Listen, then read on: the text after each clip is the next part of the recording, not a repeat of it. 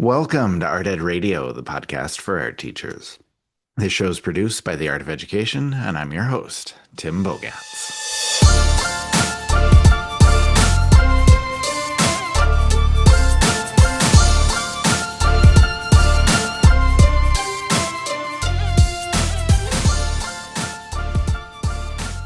Today on the show, I will be joined by Erin Sponaugle, and we're going to be talking about something that I think pretty much every teacher has felt at one point or another, which is burnout.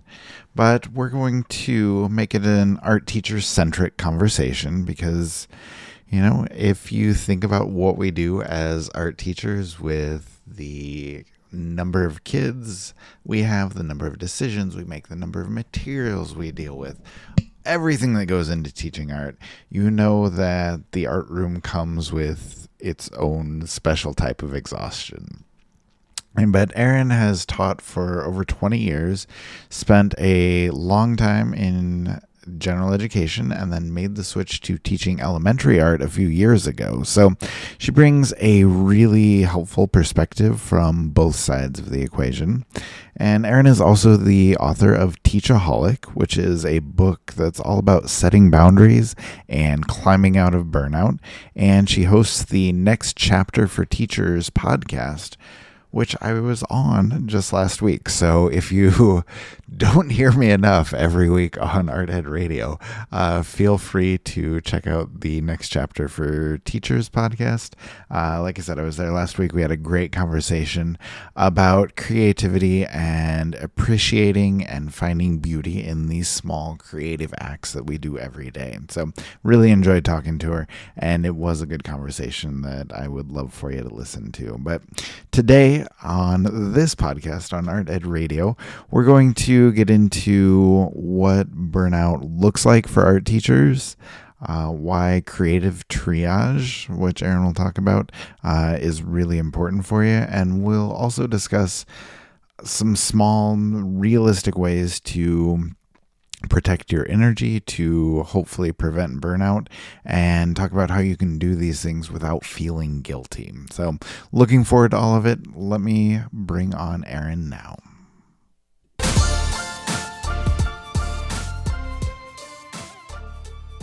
All right, Erin Sponaugle is joining me now. Erin, how are you? I'm well. How are you, Tim? I'm really well. Also, I'm excited to talk to you. I think we've got a lot of important topics to cover. Before we jump into any of that, though, I would love to have you just introduce yourself to our listeners. Can you talk about your teaching experience, your work as an author, and I guess some of the topics that you're interested in? Sure. Well, I have been a public school teacher for 23 years, and I am a convert to art education. I started out in general ed for 17 of those years. I've been an art teacher for grades 3 through 5 for the last 6 years.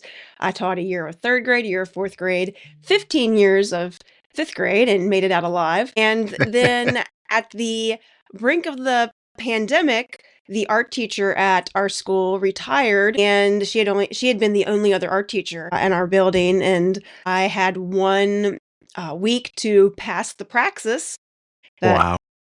test, that the test that you take to get certified to teach art in my state, which I'm from West Virginia. So, and I passed it with like 6 hours before the job closed.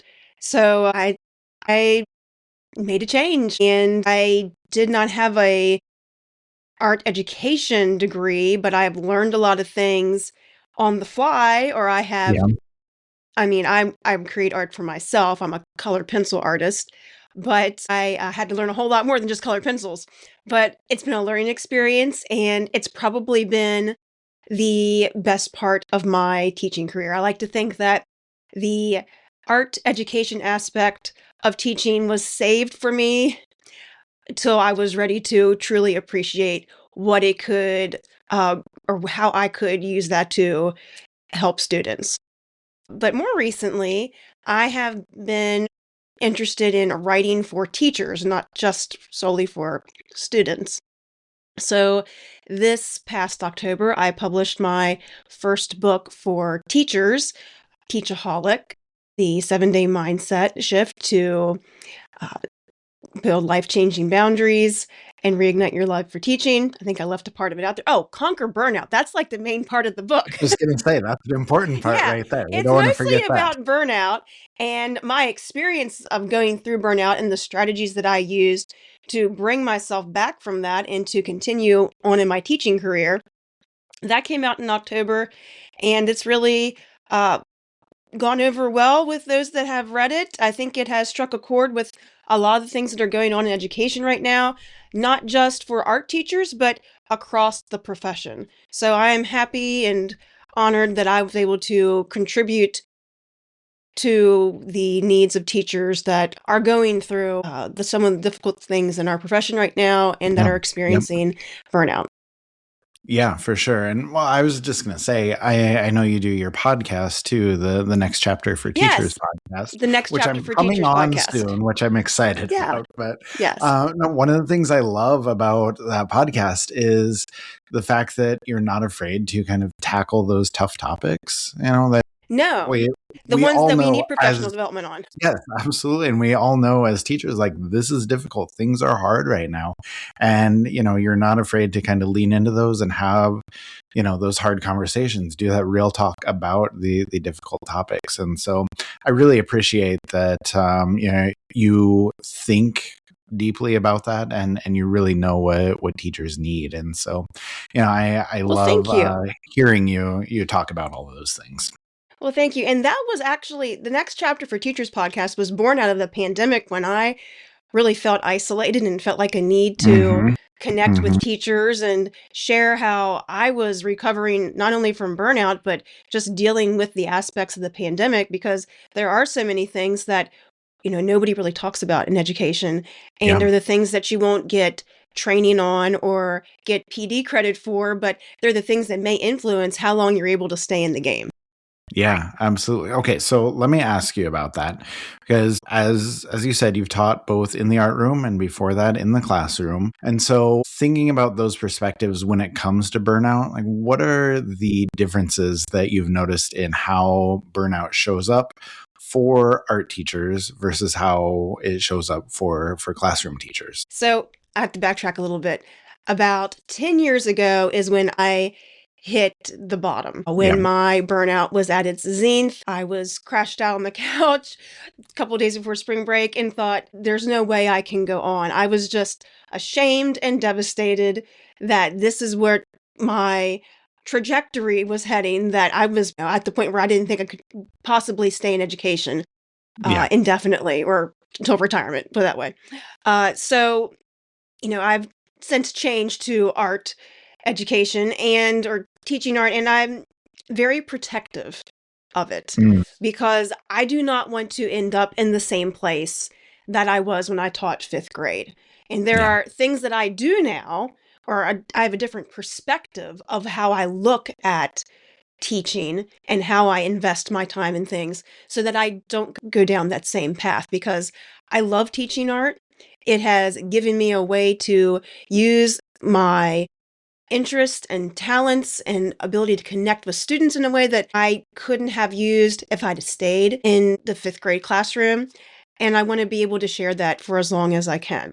So, as a general ed teacher and as somebody who interacts with gen ed all the time as an art teacher, because we Mm-hmm. see all the classes and see all the Yep. teachers, and I'm in a school that is grades 3 through 5. So, it's an elementary age range, but I don't think it'd be much different for the middle and high school crowd as well. But general ed, I feel like I got very overwhelmed with the underwhelming, that there's a lot of little tasks, little things that just constantly pile up. I call them the pennies. That it's like, oh, Yeah. that's not a big deal. Oh, that's not a big deal. But then you end up with all these little big deals or these Mm-hmm. all these little deals that become a big deal when they're too heavy to carry. And nothing ever gets taken away. You have the same students all day long when you teach general ed or in a self-contained classroom. Uh, in art, we often have you see them once a week, you might see them for a quarter or a semester, but you don't have them consecutively all day long for a year like you do when you teach Yeah. in the classroom. In general ed, you're going to have more conversations with parents about student progress. That gets overwhelming. that Mhm. gets you, depending on who you have in your class that year, that can really impact you and your burnout. And then the deciding factor. This, when I was driving in the car and I was calling my principal or texting my principal, I shouldn't have been texting my principal, but I was stuck on the interstate and in a rainstorm and I wasn't moving, but making sure that I wanted the art job. My Yeah. one last deciding factor for am I really going to do this was testing. Mm. General ed, you have high Yep. stakes, standardized testing, progress monitoring that will determine whether you are viewed as an effective teacher. Right. Whereas in art, we don't have that as much ever in that same capacity. And I'm very thankful for that. I don't miss that part at all. But as an art teacher, and the things that I'm going to share here, these are not necessarily things that I see in my building. I connect with other art teachers or I speak with other art teachers in my district or in my area, and there are things that I am hearing that I can see leading to burnout, and or things that I am actively avoiding to keep me away from burnout. So these Okay. are some things that I think can be burnout causers for our teachers more over the general ed classroom. One, you do see all the kids. You see them all, you get them all, especially in an elementary class or an elementary school. There's not like, oh, you don't have these certain students this year. You have these certain students every year. The ones that like you, don't like you, love art, hate art, throw things, won't get their head up. You get all the different flavors of behaviors. Yeah. And you have to have a good classroom management and good behavior management to deal with that. But that is exhausting to be able to For sure. deal and navigate with all of those different people and personalities all day long. Another thing is the invisible workload. People see the pretty. People Right. see the displays in the hallway. They see your students' work. They see the good stuff that goes out, the output, but they don't always see the input. And the input is sometimes backbreaking. It's a lot of cleanup, takedown, dealing with the things that spill and the putting things up and reaching above your head. I mean, that sounds silly, but you do it enough times, it's a workout. And I will say, after being in the general ed classroom and then going to art is more physically intensive. And that I can see that leading to burnout if you don't take care of yourself. Because I've even had some instances where I kept really thinking, so why do I feel this way?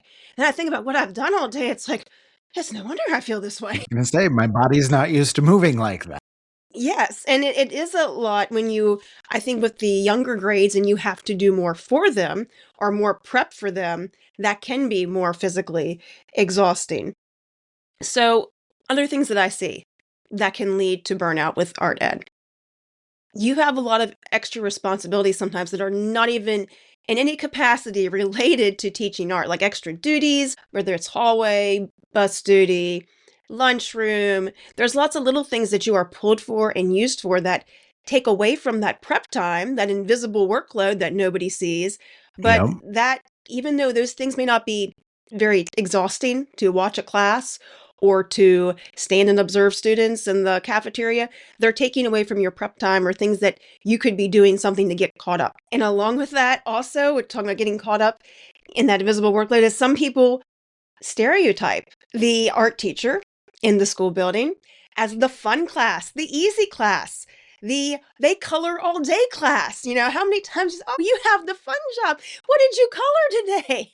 I don't even like crayons. I mean, it's just like, yeah, that is not in my top couple of art supplies that I would rather be using with students. You can use art, you can use crayons anytime. But we are fighting that, and that can get mentally exhausting and kind of demoralizing when you're always viewed as, oh, the easy teacher, the fun teacher. They don't do anything hard in your room, or you're not a real teacher. That was shocking to me that people would view me differently, even after teaching fifth grade all those years, as not a real teacher anymore because I wasn't in a self-contained room. But also, you are also asked to do a lot of things outside of in the classroom. You're the creative force. Why wouldn't Yes. you draw this for the whole school? Why wouldn't you create all these extra things? I mean, don't you love it? It's like, well, Right. yeah, but you can love chocolate cake and if you eat that too much, you're having bellyache. So, and then to kind of finalize this question that I've kind of struck out here because I put a lot of thought into this. the isolation can also be very hard to deal with as an art teacher because, coming from having taught in general ed for 17 years and then coming to art where I am a unicorn, Mhm. I'm totally cool with that. Unicorns are cool. I like the unicorn aspect of this, but it's also hard because you don't have someone there, at least in the elementary level, to converse with or connect with on a daily basis outside of your other unified arts teachers that probably aren't art, but they do have an understanding what it's like to be the island of misfit toys, as we call it at our school. Mhm. Like I said, that's not awful, but it can kind of feel, or it was very difficult to get used to at first, that you are a party of one. Yeah, absolutely. And I think that's a very common difficulty for a lot of teachers. And I think that recognizing that and then taking steps to alleviate those issues can be incredibly helpful for people. And as you're talking a lot about, the physical exhaustion that comes with a lot of those things, but also a lot of mental exhaustion that comes with the Yes. perception, the isolation, the expectations. And I've heard you talk about the concept of creative triage. And can you Yeah. talk about, I guess, what that looks like in practice, like particularly for art teachers? And just explain for our listeners, like why constantly making those creative decisions can be so mentally exhausting for us. Well, I started that term creative triage. I started using that a lot with the music teacher at school, and she Okay. laughed. She thought it was funny, but it's so true. To think of it as creative triage because there is always something going on that needs troubleshooting, or it's a mishap that you have to deal with on the fly before the 40-minute class, however long your classes are in, so that they still get something done. And then there's the constant prioritizing of all the things you have to do or need to do, or what's not going to work out like you thought it would. And you're constantly moving chess pieces, and you may not know how to play chess. I don't know how to play chess, but I'm playing chess.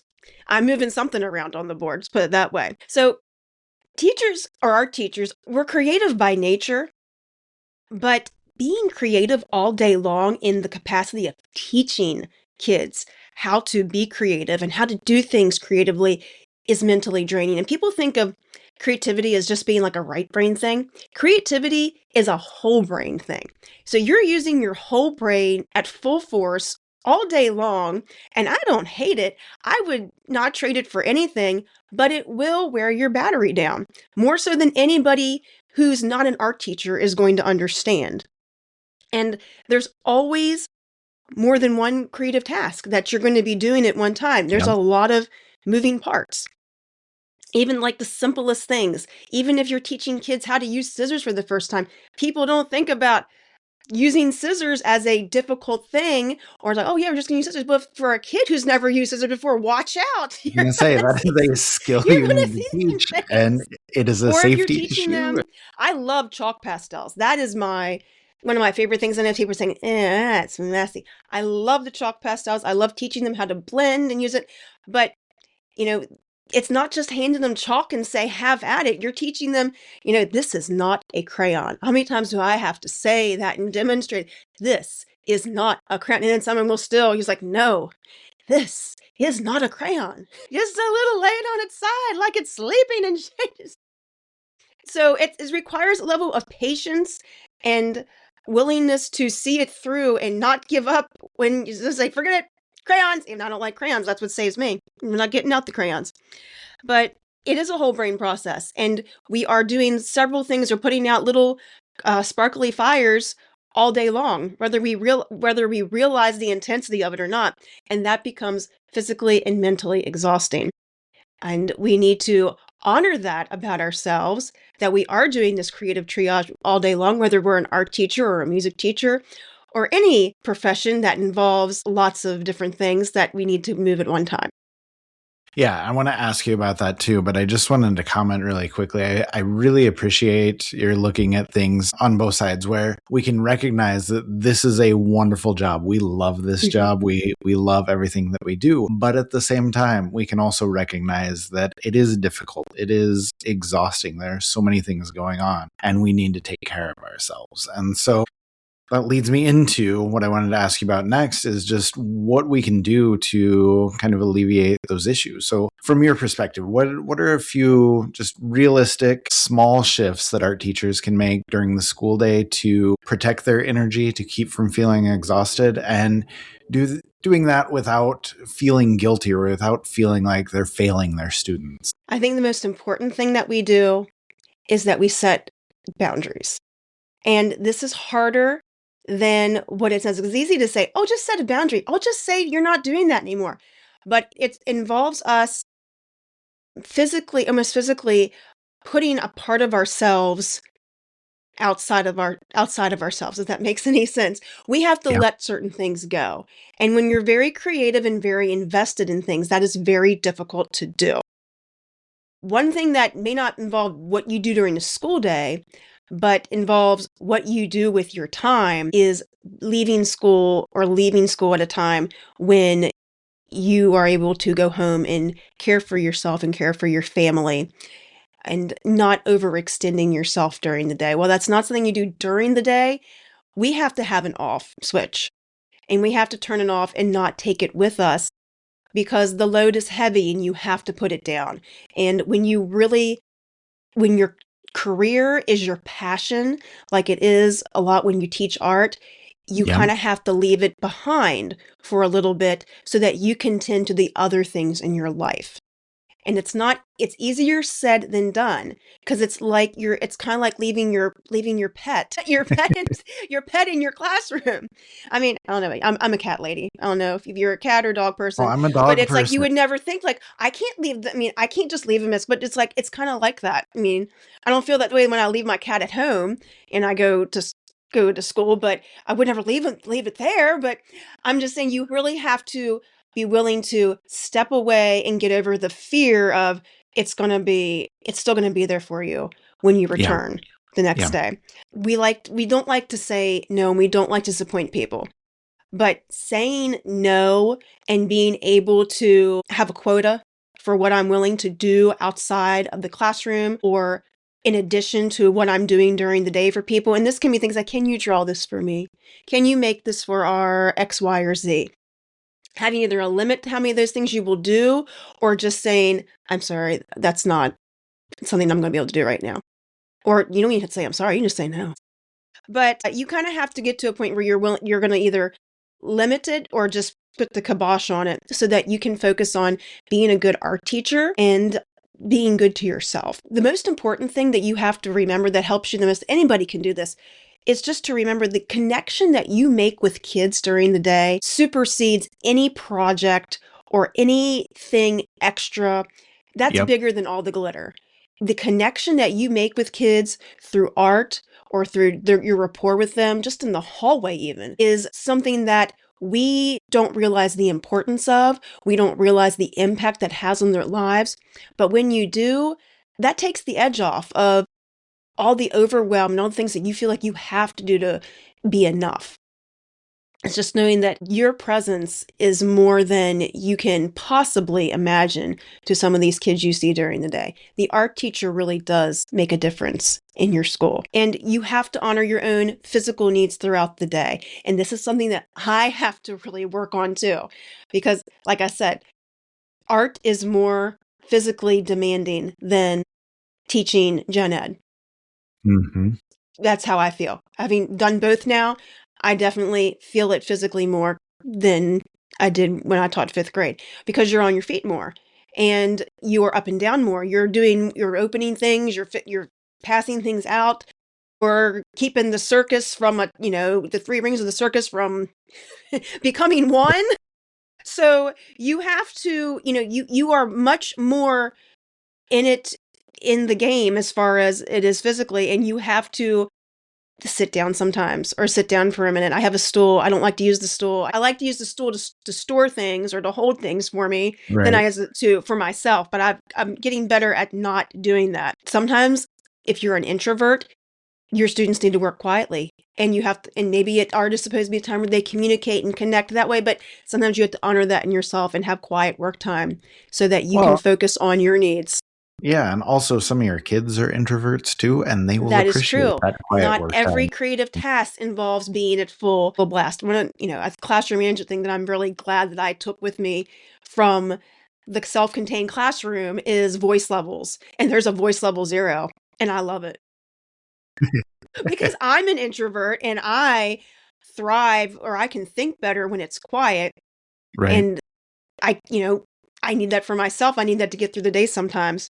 There's also something that I talk about in Teachaholic, an acronym SET frames a lot of the chapters that we can ask ourselves when we're adding things to our plate or when we are determining what we're going to do.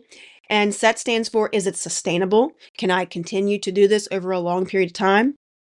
E is for, do I have the energy to do this at this time? Can I honor my own needs, how I'm feeling in this moment? And T is for time. Do I honestly have the time to do that on top of the things that I need to get done? I like that. And I think that's a good way to frame things and easy to remember for people to kind of think through, the choices we make and what's going to be best for us. I wanted to also, I guess, kind of dive into the idea of burnout. And I think a lot of people are maybe going down that road without realizing it. So I wanted to ask you, like, what are some early warning signs of burnout that we should pay attention to? What are the things that the teachers tend to overlook because they're so used to pushing through and just trying to make it work, for lack of a better? Yeah, I see a lot of the same things that I went through as a fifth grade teacher that hit the bottom. I can see a lot of those same things happening to an art teacher as Mhm. well. In fact, I've thought that if I had taught art earlier, if I'd taught art my entire career, the same thing would have happened because I would have had the same habits and the same um, priorities that I would have needed to have set.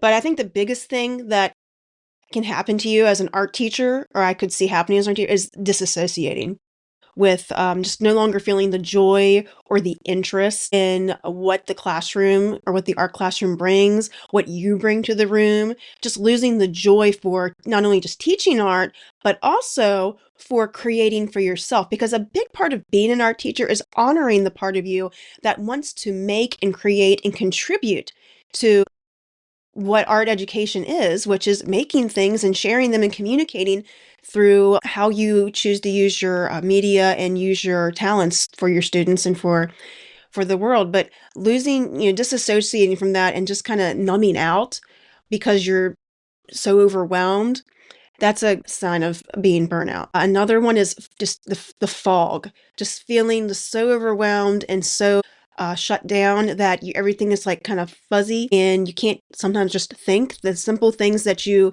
could do. You just, you're fumbling or you're forgetting things and it's not in character. I mean, I forget things because I'm in my 40s, but things that you normally would have on tap when they aren't clicking because you're burnout or you're burning out and you don't realize it. You don't know how to put on the brakes. The overwhelm or feeling overwhelmed and unmotivated to do even the simplest things, letting those things pile up on your desk, having things that you could easily do or that are very simple, but they just seem monumental when they've never felt that way before.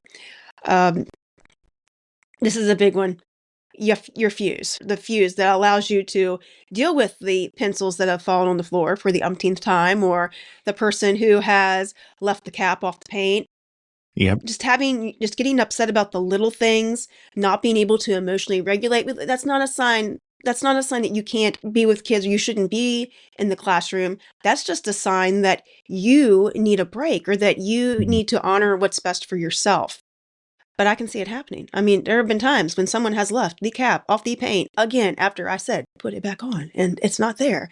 And it's not, at this point, it's not because I'm burnt out that I feel this way. It's because I have said over and over, and it didn't happen. But anyway, but I think most of all, when we start to feel the shame, when you start beating yourself up about, why do I feel this way? Why didn't I have that done? Or that was awful, or I let that get out of hand or out of control. And that's, what am I doing here? I think the shame is probably the most creeping way burnout creeps in and impacts how you feel about teaching and your capacity to continue. Okay, those are all really, really good warning signs and probably feel familiar to a lot of people. I also wanted to ask you, though, before we go here, what if we're past that creeping in stage? What if somebody is feeling fully burnt out? Can you talk about some of the steps that we can take to find that passion for teaching or find that joy for teaching again?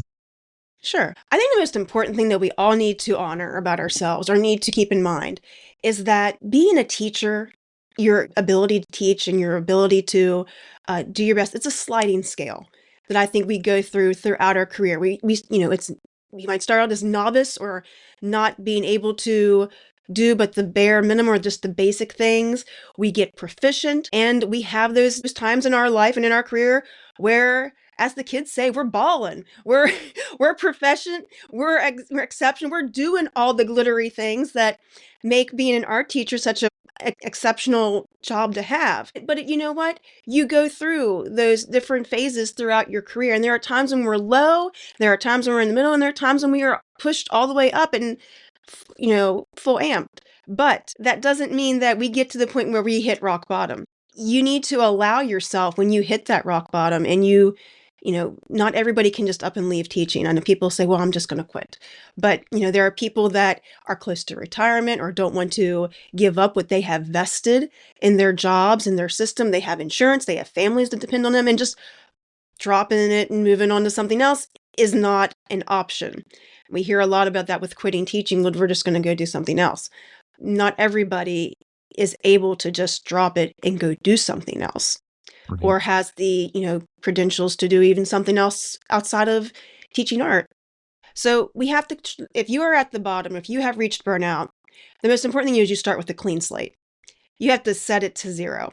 And that may mean that you're back at the novice level or that you are back at that square one where you started at the beginning of the year and you can do the basic things to get through the day. What do I have to do? What are the main functions of my job that have to happen in order for it to get done? Not the bells and the whistles, not the glitter. It's the basics. It's the crayons. Sometimes you are at stage crayon. You just gotta have to hang there for a little bit. But that allows you to get functional again, because that also allows you to set some systems and allows you to kind of reset how you're going to do things or what you really need. So if you have overextended yourself, if there's something that you do that you need to change or drop, this is your chance to do it because you're going to focus on the basic things that you have to do to just function as a teacher. Mm-hmm. It's like you go back to that basic job description that you signed up for when you got your first interview. Even if you don't stay there, you have to get yourself back there. And then I think you have to ask yourself what you want to do. Like I said, art may be your passion, but you got to say, what do you want to do with it here in the classroom? Or what lights you up in here? But not only that, you have to ask yourself, what do you want to do? What do you want to make? And you might start thinking, well, I want to do this with my class, or I'd like to do. No, what do you want to make? Because part of being an art is being an artist yourself and honoring that part of yourself. That's very important. What do we want to be using our interest in art for? And then along with that is when you got, we're coming back from burnout, we need to set some goals. And this is something that I talk about in Teachaholic. I have some frames for how we can think about our goals and why we need to do them and what's going to happen if we don't, if things continue the way they are instead of making changes. But how are you going to get there? How are you going to make time to do those things in your room, to make time for the things that you want to do in the classroom that make you feel fulfilled? And how are you going to make time for yourself? Along with your family, but how are you going to honor the things that about you that keep you not just being a human doing, but a human being? That is important. That's an important distinction to make. We are not human doings. We are human beings, and we are here to be. And if we're burnt out and not be able to give kids what we need, what they need, and what we need, we're not able to do that. So the connection matters more than you realize, and art leads to healing and understanding.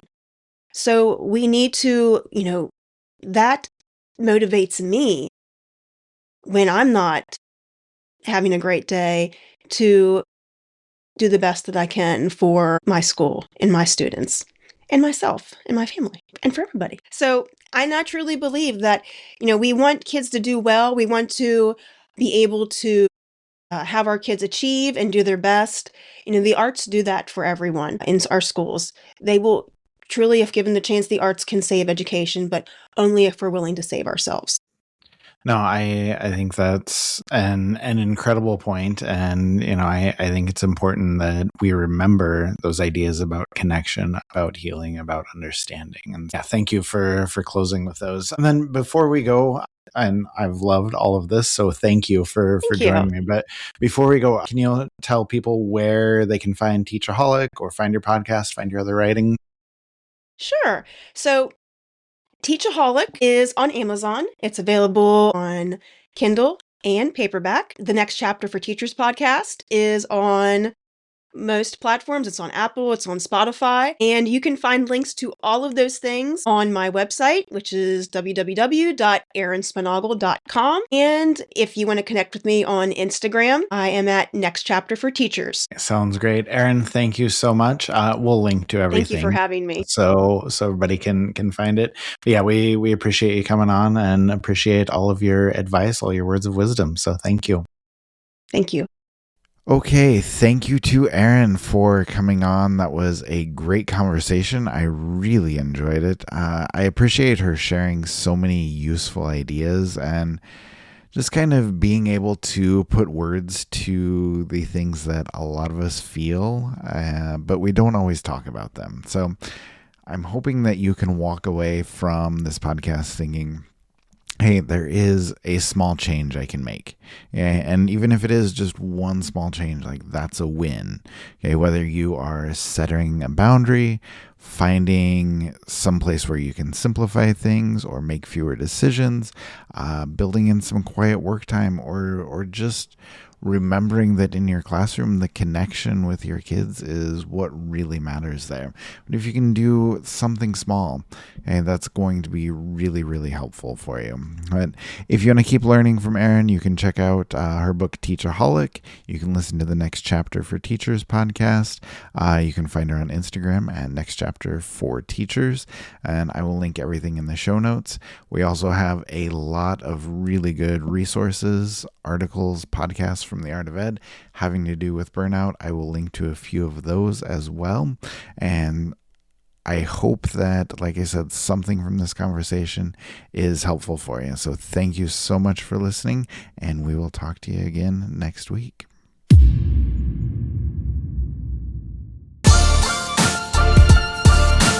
Art Ed Radio is produced by The Art of Education with audio engineering from Michael Crocker. Thank you, as always, for listening to the show. And if you know somebody else who could be helped by this conversation, somebody else who is maybe feeling a little burnt out or maybe needs to make a couple changes, please share this with them, especially if you think that it's something that can really help them. Also, if you are enjoying the podcast, please leave us a 5-star review on Spotify, Apple Podcasts, or wherever you listen. We appreciate all of the ratings and we read all of your reviews.